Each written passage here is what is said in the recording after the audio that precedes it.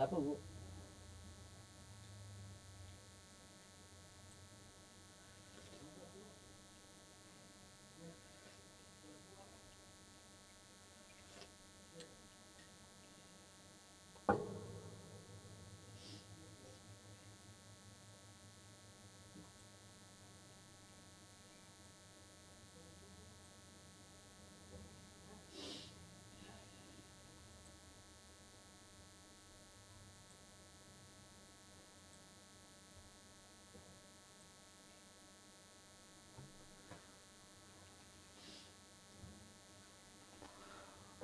Oke, assalamualaikum warahmatullahi wabarakatuh.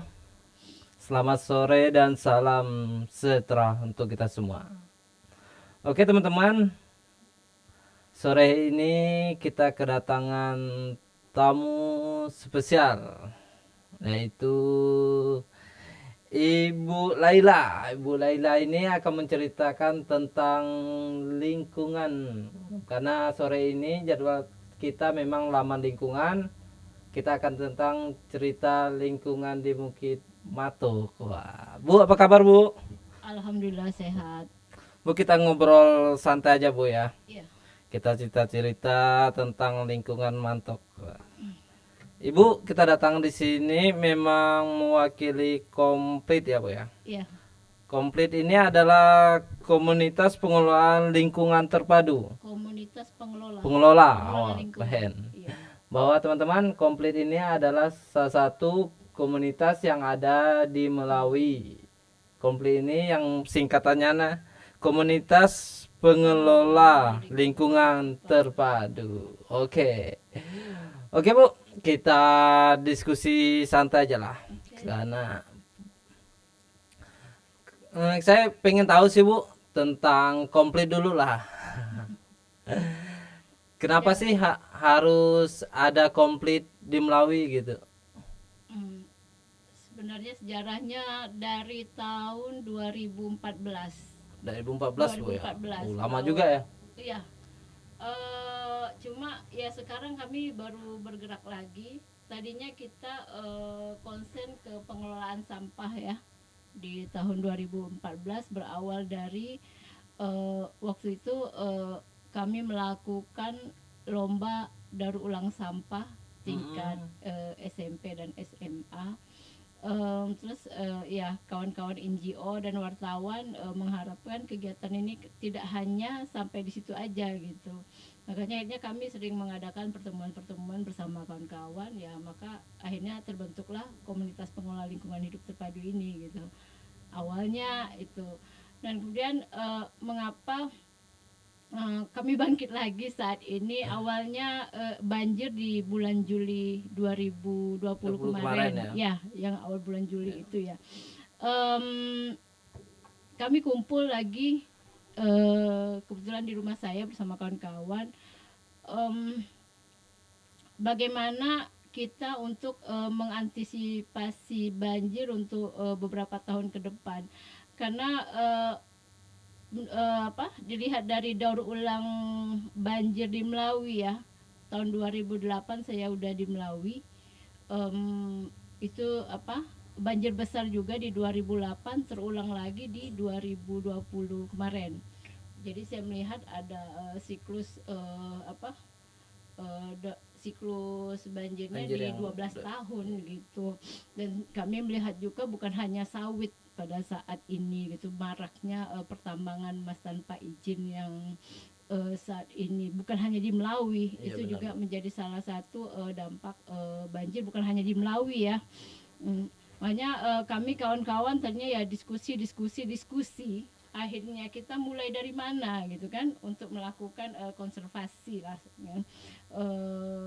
Untuk menambah tutupan lahan di, terutama kami karena kami berada di Kabupaten Melawi, jadi kami bicara tentang Kabupaten Melawi. Iya, Bu. Akhirnya uh, muncullah ide untuk berkegiatan di Bukit Matok. Oh, Jadi komplit. Jadi kami membawa nama komplit ya. Di sini bukan hanya komplit, kami berkolaborasi juga bersama kawan-kawan Kepua, chef gitu. termasuk Suar Institute juga gitu. Jadi gabungan beberapa NGO di sini, tapi diinisiasi oleh Komplit, maka kami boleh dikatakan penggiat di Bukit Mato untuk saat ini kan. Oke Bu, izin Bu, kembali Hmm, saya sebelum kita lari ke ke Bukit Mato Mato ya, tadi, saya pengen ngupas sedikit lah tentang tentang Komplit. komplit gitu Uh-uh. kan Bu. Tadi kan memang komplit ini terbentuknya ketika ada apa namanya kelompok Lomba lomba lomba tadi daur kan, ulang, daur iya. ulang kegiatan Mhm. yang sampah kan. Uh-uh. Nah baru terbentuknya komplit gitu. Mhm. Kenapa sih Bu dapat ide lomba daur ulang? Memang setelah kegiatan tersebut dapat ide apa gitu, maka harus dibentuk komunitas gitu kan. Jadi gini, pada saat itu peringatan Hari Lingkungan Hidup ya. Oh, Ah, berarti yang ah, ngadain dari dinas gitu Bu. dari Oh. dinas lingkungan hidup. Ya kebetulan juga saya Ya. di dinas juga gitu kan. eh Ya kami tidak hanya apa, saya merasa terlalu kaku gitu ya. Makanya saya kan sering berkumpul sama kawan-kawan NGO, wartawan. Jadi kawan-kawan telepon saya, Bu ini mengapa ini kita tidak follow up lagi gitu kan. Jadi tidak hanya berhenti sampai di lomba itu selesai gitu. Maka kumpul itu ya guru-guru pendamping yang ikut lomba itu juga. Kami kumpulnya di Suar, beberapa kali di Suara Institute juga, dan bahkan sempat kami mendatangkan Pak Aib Saifuddin ya kalau nggak salah Ya ya, Bu. yang dari Pontianak ya, untuk memberikan apa sih, pemahaman lah, bahwa sampah itu punya nilai ekonomi. Dan ketika kami mengadakan kegiatan itu juga, kawan-kawan guru-guru pendamping yang mengikuti ya bersama ya kami kawan-kawan yang di luar inilah gitu kan, eh, mengikuti itu. Akhirnya supaya ini kita bisa bersama-sama berkegiatan, makanya akhirnya ya kita putuskan untuk membuat suatu komunitas. Awalnya Komplit itu namanya Pelik. Pelit, Pelik, pelik pengelola lingkungan. pengelola lingkungan. Cuman saya pikir katanya nama itu adalah doa kan. Ujung-ujungnya jadi pelit gitu ya Bu ya. Pelik itu kan apa? Pelik kan, Iya. bukan pelit, pelik kan. Eh, Kurang bagus maknanya gitu. Kalau kan gimana kalau kita ganti aja komplit gitu Pelit kan gitu ya. ya. Akhirnya ya kawan-kawan setuju, ya udah kita ganti komplit aja Tapi gitu. gagasan pertamanya dari ibu lah gitu, nawarkan ke teman, yuk kita bikin komunitas gitu ya. Iya, enggak, sama-sama. Sama-sama Sebenarnya ya. kalau boleh saya katakan waktu itu saya, Bung Nawir yang dari WWF, Sukartaji, sering kadang saya pulang kantor, saya ke Suar ngobrol-ngobrol gitu kan sama mereka. "Ah, udahlah Kak," kata ya Sukartaji, Bung Nawir juga, "Ya udah bentuk ini kan." Nah, makanya karena kami ini masing-masing udah ada di apa sih, ayah si Bung Nawir di Lembaga WWF, masing-masing lah lembaga kan. masing-masing ya. Akhirnya yaudah kami membentuk Komplit. Boleh katakan ya, kalau saya walaupun tidak ada di hitam di atas putih, Iya. pendirinya itu ya kami bertiga itu. Ya saya, Bung Nawir dan Sukartaji gitu. Ya, akhirnya saya mengundang kawan-kawan waktu itu, siapa ya, Rido, eh Dedi Irawan ya.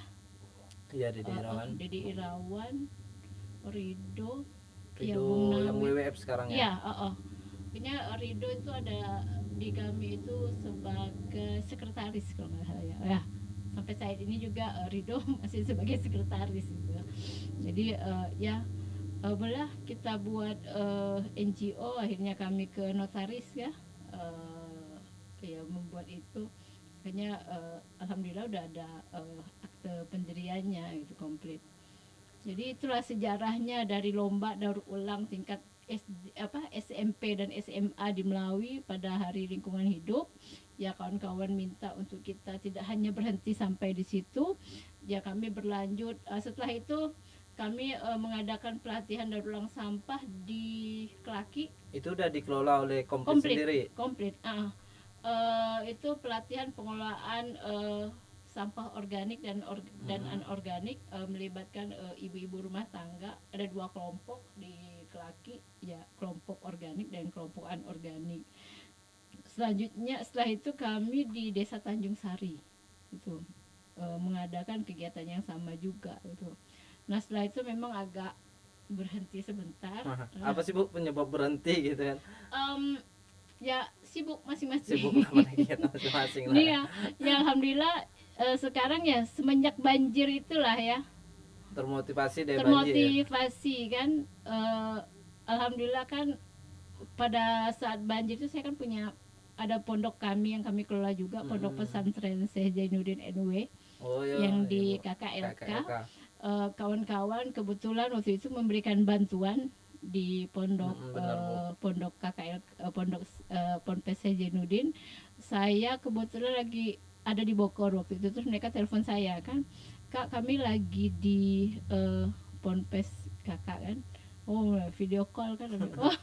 Oh terima kasih saya bilang kan, ya nanti kalau saya pulang kita kumpul gitu, kita bicarakan mengenai banjir ini gitu, bagaimana kita mencari solusi kan, supaya banjir ini memang sulit benar. tapi kalau kita tidak berbuat Ya lebih parah lagi lebih ini. parah lagi. Kita lakukan apa yang kita bisa gitu kan. Jadi ketika saya pulang ya kami kumpul lah di rumah rame, dari KPH juga ada Mas Haryo dan kawan-kawan, dari ya dari berbagai komunitas lah kumpul di rumah kan. Waktu banjir kan mereka ya bukan hanya satu komunitas gitu, memang kawan-kawan kumpul ya punya inisiatif untuk berbagi pada saat banjir. Itulah hikmahnya lah. Banjir gitu Hikmah ya. banjir ya ini makanya kami diskusi ini bagaimana ya banjir di Kabupaten Melawi. Sebenarnya bukan hanya Melawi, tapi Ya, kita kemarin kan merata gitu. merata. Kita tidak hanya ya kita berbuat semampu kita Iya, yang ada benar. di Melawi. Kok kita mau merangkul semuanya itu suatu kegiatan yang besar gitu. Lebih baik kita berbuat daripada tidak melakukan apapun kan. Makanya ya diskusi sebenarnya kita harus menjangkau sekabupaten Melawi, tapi ya kita mulailah dengan pilot dulu project gitu lah ya. ya kan. Bukit Mato ya tercetus lah ya, itu kesepakatan bersama sama kawan-kawannya bagaimana kita mulai di Bukit Mato kan. Berarti izin Bu, saya potong dikit. Mm-mm. Menurut analisanya teman-teman komplit nih, penyebab banjir ini di Bukit Mato itu juga gitu ya? Atau gimana? Kenapa sih harus Sebenarnya Bukit Mato gitu kan? main Awalnya. problemnya bukan di Bukit Mato. Ya, main problem banjir ya, problem penyebab penyebabnya lah. utamanya. Kalau menurut pendapat saya sendiri kemarin tuh bukan hanya dari sawit, Banyak faktor lah ya. banyak faktor. Terutama saya bilang pertambangan Pertambangan, ya. emas. Ya peti itu bukan hanya di Melawi aja ada ribuan titik, bukan hanya di sungai tapi juga di darat kan. Nah itu dan kalau nggak salah itu kemarin tuh mulai dari Putus Ibau ya banjirnya, ya Melawi juga. Yang sebenarnya bukan Mato, kan dari hulu Iya, ya. dari hulu ya. Mato di ini karena kita melihat Mato itu punya potensi untuk kita kembangkan juga. Selain kemarin terbakar ya, ada longsor. lebih kurang longsor, terbakar itu kemungkinan ya di atas 50 hektar lah ya. Di 50 hektar. Bukit Mato itu kan. Itu kan sumber air baku juga kan, beberapa masyarakat menggunakan, terus untuk AMDK juga gitu. Itu sangat sayang kalau memang dibiarkan begitu saja Bukit Mato, dan itu juga punya potensi untuk dikembangkan sebagai tempat wisata. Dan juga kan Bukit Mato ada di pintu gerbang masuknya Kabupaten Melawi dan mudah dijangkau gitu. Jadi ya kita ya berawal dari diskusi kami sementara ini bergerak tanpa dana. Iya sih, Bu. Alhamdulillah. Dan alhamdulillah kami dapat support dari kawan-kawan KPH ya. Ya bantu kami bibit. Nah itu udah luar biasa sekali, sehingga kami ya bisa cukup berbuat lah untuk Bukit Mato dan sekitarnya. Dan ya kawan-kawan WWF juga insya Allah tinggal menunggu proposal juga dari kami. Untuk tahun ini juga kemarin saya udah ke KPH, kami diminta untuk membuat proposal, mungkin ya bisa untuk ada slot kegiatan juga lah di Bukit Mato. Dan kebetulan alhamdulillah Hari Menanam Pohon Indonesia kemarin di Kalbar dipusatkan di Bukit Mato gitu. Makanya kawan-kawan di provinsi BPD sudah tahu bahwa ada kegiatan di Bukit Mato yang memang layak untuk mereka slotkan kegiatan di tempat itu gitu. Berarti memang banjir ini bikin apa namanya? Bukan juga untuk mengatasi banjir di Bukit Mato, Bu ya. Iya. Berarti gara-gara banjir ini untuk mengumpulkan ide-ide, ayo Iya. kita bikin kegiatan apa Bikin gitu, ada kegiatan. teman-teman komplit gitu ya. Jadi teman-teman komplitnya kan saya bilang sebenarnya kegiatan kita nanti bukan hanya di Bukit Mato, kita akan bergerak di kalau bisa sih di seluruh wilayah di Iya, benar, Bu. Kabupaten Melawi. Kita harus petakan area yang lahan kritis itu di mana saja gitu. Harus ya kita harus punya database yang memetakan yang potensial longsor dan banjir itu di mana aja gitu. Apalagi saya bilang saat ini sangat sulit untuk yang mencegah mereka melakukan pertambangan emas itu. Itu yang saya kan kemarin kebetulan ada survei juga, survei air ya, survei air sungai. Dan kami kan ke beberapa sungai memang nampak gitu. Banyak sekali kan, bukan hanya di sungai kan, terus ada yang longsor di pinggir sungai itu kan mereka bukan hanya mereka kan sedot semprot kan, nah itu dampaknya ya pendangkalan sungai kan, mengurangi tutupan lahan juga, merubah alur sungai dan sebagainya, banyak yang mesti kita perbaiki. Oke, kami ya udahlah untuk saat ini ya kesepakatan kawan-kawannya, ayo kita berbuat, alhamdulillah semampu kita. Saat ini kita konsen untuk Bukit Mato dulu. Benar, Bu. Karena kalau kita sendiri pun untuk melarang orang seperti itu kan masih belum mampu lah, atau juga bukan wewenang kita. Terus kondisi ekonomi saat ini juga kan di beberapa sektor itu cukup lemah ya. Jadi kalau dilihat real saat kemarin tuh ya sekarang alhamdulillah nih sawit udah tinggi, sudah tinggi harganya. Kemarin itu kan di bawah 1.000 ya. Sawit ini kan udah hampir 2.000 sawit. Kemarin beberapa waktu yang lalu memang emas itu yang mendongkrak ekonomi gitu. Karena sawit anjlok kan, hanya sawit anjlok, karet anjlok kan 900 kan dulu. 900-an bahkan katanya rugi panen. Jadi para petani-petani sawit pun ya nggak mau lari ke peti gitu kan. Iya sih, Bu. Memang salah satu perekonomian yang harus kita carikan solusi untuk mereka solusi. Gitu kan. Semua orang kan mau hidup. Kita melarang ya harus ada juga solusi gitu. Iya. Oke, Bu, untuk kita kembali ke Bukit Mato sih, sesuai dengan tema kita hari ini, apakah hijaukan Bukit Mato? Mari kita hijaukan Bukit Mato. Ini seru sekali temanya sih, Bu. Nah, Bukit Mato ini kan memang saya juga pernah baca-baca, memang dulu tempat pernah terbakar ya, Bu ya. Pernah terbakar sesuai Ibu ceritakan tadi, yang begitu besar gitu kan, Bu. Boleh, Bu, sedikit ceritakan juga sejarahnya sih, apa sih penyebab yang setahu Ibu lah bisa terbakar kayak gitu kan? Karena saya baca-baca juga Bukit Mato itu tempat wisata atau pemandangan yang sangat luar biasa gitu kan. Tempat wisata juga. Kami sering banyak tuh anak-anak muda kan turun naik. Kami kan seringnya Sabtu Minggu tuh ya. Ya kemungkinan bisa jadi penyebabnya ya mereka yang puntung rokok, benar, Bu, atau bekas bakaran mereka tidak dimatikan itu kan. Memang banyak pengunjung.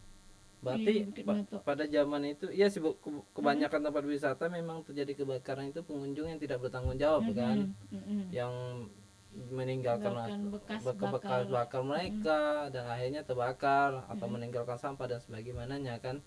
Nah, untuk saat ini kan apa sih, Bu, solusi yang bisa diberikan komplit ketika nanti ini kan udah ditanam nih kan, dihijaukan, apakah ada konsepnya untuk bikin wisata lagi gitu, Bu? Iya, memang target kami main goal utamanya itu menjadikan Bukit Batok menjadi kawasan wisata gitu. eh Mimpi saya Mimpi bersama mimpi gitu. saya 5 tahun ke depan, karena kami udah mulai menanam ya. Oh iya Bu.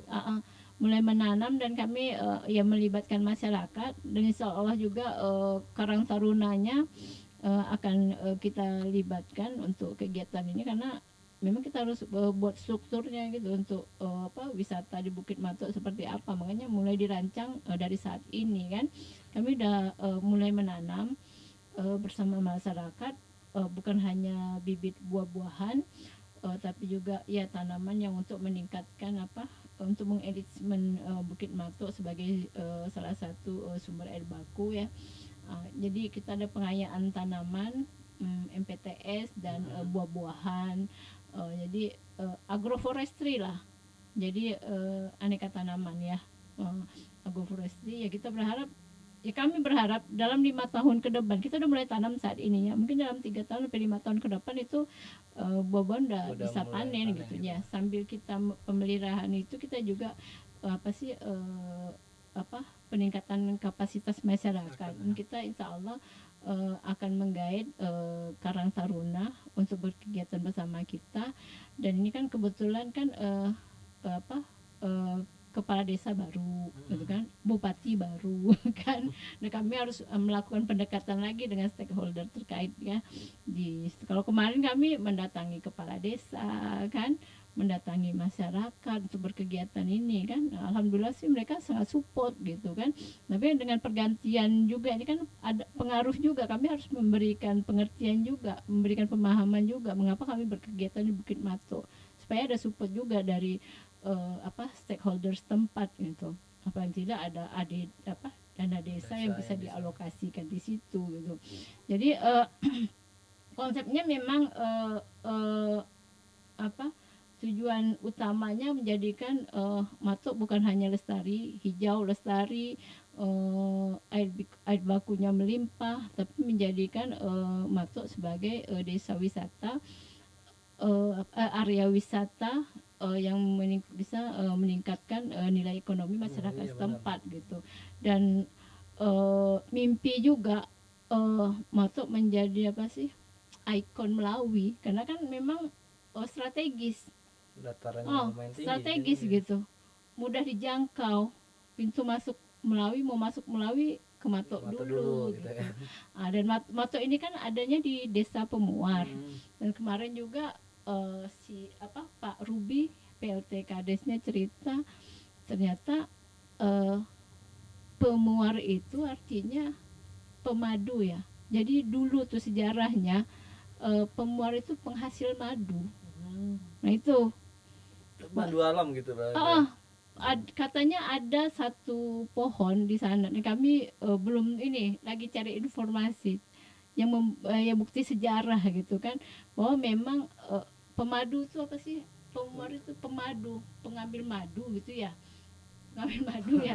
Jadi ada memang katanya Putu Sibau dengan Pemuar, dan itu ada di museum di Bali katanya kan. Ada peneliti yang datang waktu itu, wah nyambung nih pikir kami kan. Kebetulan kan kawan-kawan kan lagi ini juga nih, madu kelulut ya. Iya benar. Nah, dan KPH juga udah memfasilitasi kami melakukan pelatihan kelulut juga di sana kan, dan masyarakat alhamdulillah antusias juga gitu untuk budidaya kelulut. Jadi makanya potensi Matok bukan hanya wisata, bukan hanya air baku,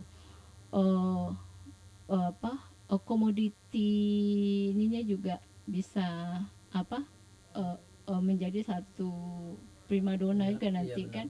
Jadi kan saya bilang kan, kemarin kita dari KPH dapatnya itu duri mangga, jambu kristal, jambu citra, apa lagi ya, ada 6 ini. Terus kita waktu HMPI juga tuh dari BPDAS juga ngasih beberapa bibit tuh. Jadi makanya nanti kan bukan hanya satu komoditi saja di situ kan. Mungkin nanti jengkol juga kita akan kan, jengkol petai juga udah kita tanam kan, jadi aneka komoditi gitu di Bukit Mato. Makanya saya bilang dalam 3 sampai 5 tahun ke depan insya Allah kan udah mulai Iya tuh, benar, Bu. ya mudah-mudahan kan udah nampak gitu hasilnya kan. Terus ya memang yang paling penting itu memang menghijaukan Bukit Mato. Yang paling penting itu menghijaukan Bukit Mato karena untuk Yang menjaga debit airnya iya benar. gitu. Nah, kalau mengenai masalah longsor itu kan yang di pinggir itu kan akibat dari apa sih, tambang batu ya waktu itu ya. Alhamdulillah semenjak longsor yang kemarin itu 2019 ya. 2020 kemarin ada juga, Bu. 2020 awal ya. Eh, Awal-awal. Oh di iya ya, enggak, bulan ya ada 11. sedikit. Ada 2020 ada. Iya. Tapi sebelum itu kan ada tuh. Mm-mm. Kalau yang baru 2020 akhir kemarin itu kan karena curah hujan Curah tinggi hujan kan. tinggi, Nah, curah hujan tinggi itu lari kan ke karena jalan kan kemarin. lari ke jalan. Kalau yang sebelum-sebelumnya kan memang karena tambang tuh yang sangat susah kita untuk menghentikannya kan. Tapi alhamdulillah sekarang berhenti sendiri gitu. Cuman yang memang perlu kita cari solusinya, kalaupun tanam pohon kan sulit tuh situ. Iya benar. Untuk kan kontur yang sudah berubah akibat dari tambang batu itu kita harus bangun dinding penahan longsor di situ. Tapi itu kayaknya komplit udah mungkin pemerintah lah nanti ya untuk buat bangunan penahan longsor karena itu pinggir jalan sangat bahaya sekali. Ini sih, Bu, yang ingin saya tanyakan untuk Bukit Mato juga. Untuk apa namanya? Yang punya Bukit Mato ini dikelola Pemdesnya sendiri atau orang pribadi gitu, Bu? Untuk sementara ini kami Hak miliknya gitu. masih bersama masyarakat. Kedepannya kan kita udah coba nanti BUMDes, dan dari Kades PLT Kades juga kemarin kami udah bicara tentang BUMDes gitu. Tidak menutup kemungkinan dan memang seharusnya kita bentuk BUMDes gitu untuk Iya, mengelola benar, Bu. untuk mengelola Bukit Mato, untuk ini mengelola Bukit Mato karena kan banyak potensi ekonomi di situ, bukan hanya air baku. Iya, karena yang juga saya khawatirkan gini, Bu. Kalau itu nggak memiliki hak hukum atau hak jaga Payung gitu hukum. kan, takutnya kayak tadi benar kata Ibu, ada yang nambang, ada yang ini kan bebas jadinya orang gitu kan. Iya. Nah, kita pun kalau misalnya tidak punya wewenang kan juga nggak punya hak melarang gitu kan, ujung-ujungnya akan menimbulkan konflik gitu. Iya. Nah, ingin saya tanyakan untuk konflik sendiri, untuk apa ya, hak jaga ini gimana gitu, Bu? Ya makanya kami menggait stakeholder kan. Iya, kayak Stakeholder di desa kan, desa yang punya wewenang Iya. gitu kan. Kita kan ya kita ibaratnya seperti pendamping, fasilitator gitu kan, yang penggiat kan, yang memberikan ide-ide harus bagaimana, tetap yang punya hak kelola dan punya wewenang untuk membuat payung hukum juga kan dari desa gitu.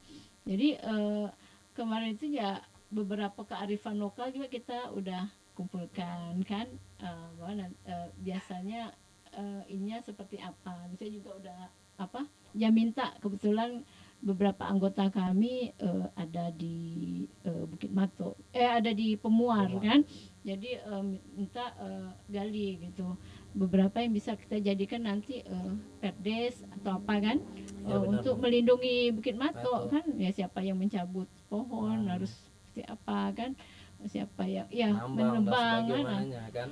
Saya berharap sih nambang mudah-mudahan tidak ada lagi. Mudah-mudahan tidak ada lagi. Sudah sebegitu longsornya masih ada yang mau nambang, kita udah tak bisa bilang apa. Ya, mungkin saya bilang nggak punya otak kali ya. Ya namakan manusia ini kan memiliki sifat kekurangan lah kan ibaratnya. Kekurangan biasanya nggak peduli tentang keadaan lingkungan gitu kan. Nah, alangkah baiknya tadi benar kata Ibu, kita harus memiliki aturan di situ. Iya, ada payung hukumnya. Ada payung hukumnya.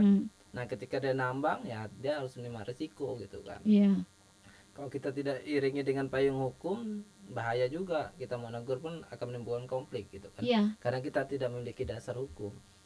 Nanti itu ya dalam bentuk perdes lah ya, Iya, peraturan desa lah ya. Kalau kami komplit ya yang mendampingi gitu kan, yang memberikan ide-ide, dan mereka masyarakat juga harus kita peningkatan kapasitas kapasitas masyarakat juga kan.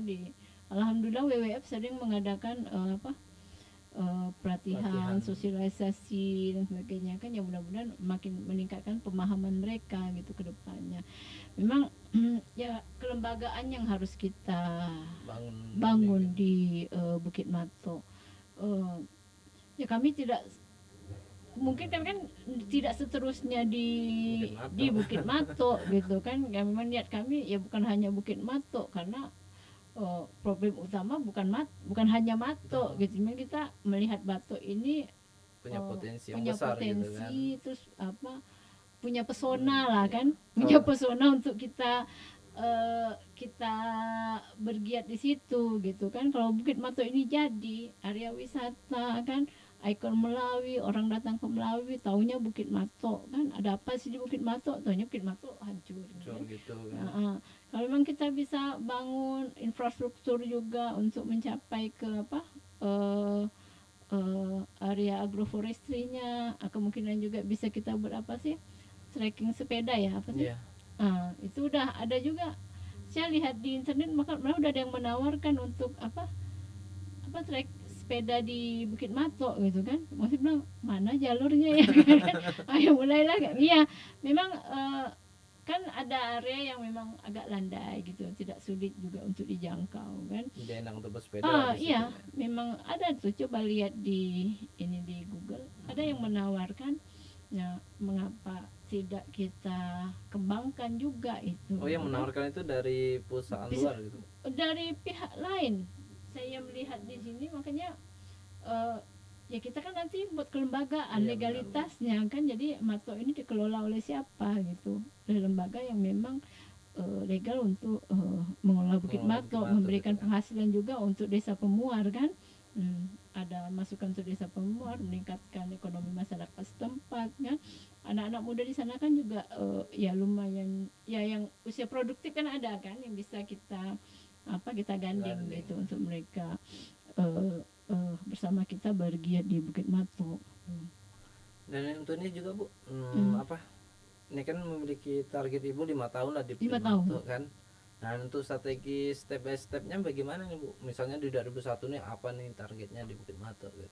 Memang saat ini kami sedang merancang kegiatan juga kan. Selain kami menanam, ya saya bilang tadi harus kelembagaannya ini juga harus kuat juga kan, gitu, membangun kelembagaan pengelola Bukit Mato gitu kan. Ya ya termasuk mencari donatur juga kami kan, bukan hanya mencari donatur juga untuk mensupport kami untuk bergiat di situ. Mungkin ya bisa jadi kami juga menggait perusahaan-perusahaan yang ada di sekitar kan, CSR Mika bisa juga diarahkan ke situ gitu. Ya target 5 tahun ke depan memang kami harus rancang di 2021 menanam dan membuat kelembagaan di 2022. Ini masih kami dalam diskusikan gitu, rencana strategi di dalam 5 tahun ke depan, 5 sampai 10 tahun ke depan gitu Bukit Mato.